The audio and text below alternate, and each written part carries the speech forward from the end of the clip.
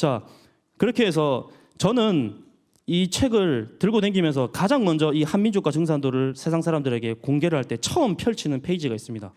그 페이지가 바로 33페이지입니다. 34페이지 보면은 이렇게 나옵니다. 미국 교과서와 영국 교과서에 지금 보시게 되면 우리나라의 과거 고대 지도가 어떻게 되어 있습니까? 전부 다 중국 식민지로 되어 있죠. 근데 이거를 보고서 충격을 받지 않는 사람이 거의 없었습니다. 일반인 플러스 대학생은 말할 것도 없고. 그러니까 그전과는 얘기가 달라지는 거죠. 그래서 가장 먼저 이 책을 보고 싶게끔 펼치는 페이지가 저는 33페이지입니다. 이렇게 되면 33페이지를 펴면은 통계적으로 경험적으로 놀라지 않는 사람이 거의 없었습니다. 정말 그랬어요. 여기서 충격을 받고 그 다음에 25페이지로 갑니다. 25페이지로 가서 뭐라고 하냐면은 2006년도까지 초중고 역사 교과서는 서기전 2333년 단군이 고조선을 건국하였다고 한다라고 하여 우리의 시온 역사를 마치 남의 역사 얘기하듯 서술했습니다. 보십시오. 여기서 이상한 거 있으면 찾아봐라고 하는데 괜찮은데요. 근데 어떤 사람은 바로 찾아내더라고요. 하였다고 한다. 했다와 하였다고 한다는 엄연히 차이가 다르다. 그 현장에서 정의를 내리니까 깜짝 놀랍니다. 아니, 했으면 했고 안 했으면 안 했지. 왜 우리의 민족, 우리 조상님을 단군 할아버지를 이렇게 능멸하냐? 차라리 안 했으면 안 했다고 기술을 하든가. 자신감 없는 허수아비 언어로 자기가 뜨끔하는 거죠. 야, 이 문제가 이래 심각했구나. 그러면서 이 부분에 또 굉장히 충격을 받습니다. 자, 같이 한번 읽어볼까요? 임진왜란 때 외장 가토 기요마사가 숭례문을 통해 한양에 입성하였기 때문에 이를 기념하여 숭례문을 개선문으로 삼아야 한다.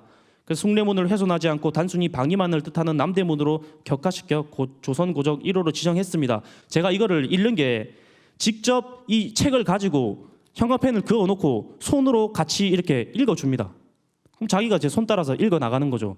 그러면서 뭐라고 되어 있냐면 침략자의 그대로 답습하여 침략자의 입성을 기념한 남대문을 국보 1호로 지정하였다. 오마이갓 이라거든요. 왜 우리가 침략자의 입성한 그 문을 아무런 어떤 그런 검증 없이 우리 민족의 어떤 보물 1호로 지정을 했는가? 국보 1호로 지정을 했는가? 보물 1호는 동대문이죠. 그러니까 국보 1호 지정 내력에 말해주듯이 우리는 국가의 문화재 보물 하나도 제대로 정하지 못할 정도로 역사의식이 투철하지 못할 뿐 아니라 아직도 일본 제국주의 정신적 노예로 살고 있다. 그러면서 그러면 너는 진정 우리 민족의 진정한 국보 1호는 뭐가 돼야 될 것 같냐? 그래서 지금 남대문인데 딱 보고 자기가 돌려봅니다. 돌려보면 뭐가 돼 있어요? 강화도 말에서는 참성단이 나오는 거죠. 그리고 얘기하는 족족이 예를 들어서 아까 전에 말했던 뭐 배달민족이라고 하지 않습니까? 그러면 자, 우리가 배달민족이다.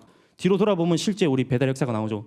미국 고등학교 역사 교과서라든지 요런 지도들을 따로 이렇게 어떤 프린터를 해가지고 같이 보여주는 겁니다. 한두 개만 보여주는 게 아니라 대만 지도, 중국 지도, 미국 지도, 그 다음에 캐나다 지도, 그 다음에 우리가 무관심한 사이에 세계 곳곳에서 교과서에서는 한국의 역사는 중국의 식민지로 시작되었다고 이야기하고 있다.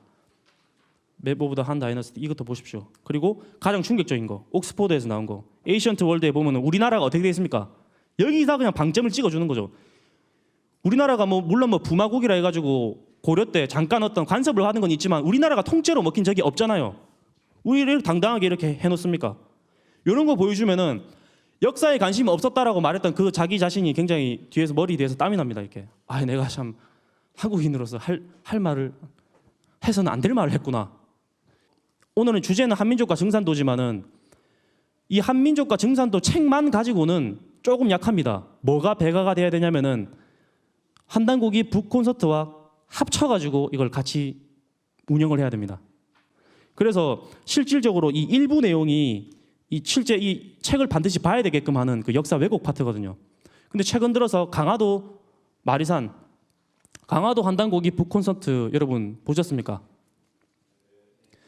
여지껏 여러 콘서트가 있었지만 강화도 콘서트 일부 내용이 어떻게 보면 종도사님의 가장 간결하고 핵심 정리가 잘 되어 있는, 그러면서도 가장 임팩트 있는 역사 왜곡에 관련된 어떤 콘서트가 아닌가, 저는 개인적으로 그렇게 생각합니다.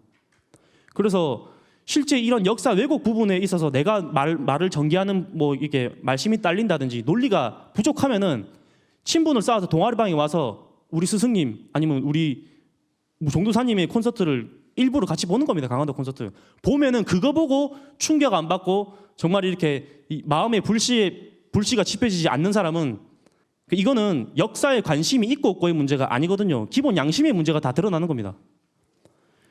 그러고서 이것도 페이지 64페이지 보면 곰과 호랑이가 환웅에 찾아와 사람들에게 해달라. 그 일용이로에 대한 설명을 정확하게 해줍니다. 아직도 대한민국은 한 마리의 곰과 한 마리 호랑이로 그렇게 직역을 그대로 해서 해석을 하고 있는 허무맹랑한 어떤 해석을 하고 있다. 뭔가 체면에 걸려서 잘못되고 있다.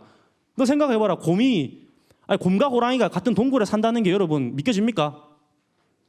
근데 같이 넣어놓으면 살 수도 있는 거죠. 근데 곰과 호랑이가 쑥과 마늘을 먹는다는 게 말이 됩니까? 굶기면 먹겠죠.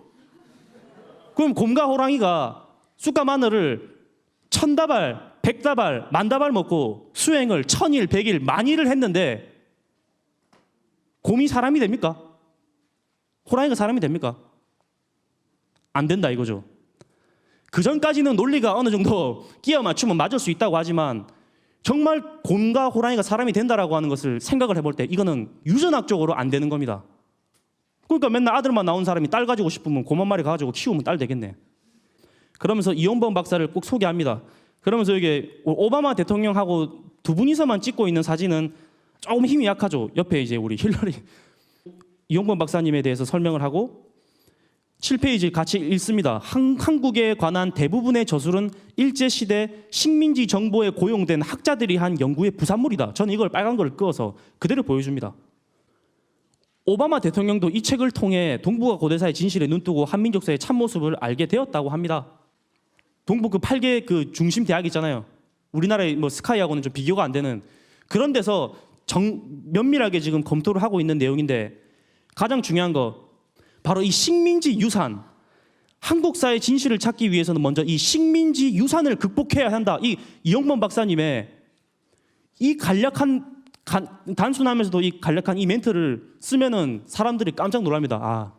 전부 다 이게 우리나라가 이 식민지 유산에 사로잡혀서 여러분 유산이라고 아무거나 받으면 됩니까? 아버지 재산이 유산이라고 아무거나 받고 뭐 유산이라고 좋은 거라고 다 받으면 됩니까? 받을 게 따로 있지 받을 게 없어가지고 식민지를 유산으로 물려받습니까? 지금 광복된 지가 언젠데. 이거는 역사에 관심의 문제가 아닙니다. 요 정도 얘기했는데 이 귀를 기울이지 않는다. 정말로 좀 그 정서가 잘못되어 있거나 한국인으로서 정말 좀 어떻게 보면은 좀 이제 무책임한 사람입니다.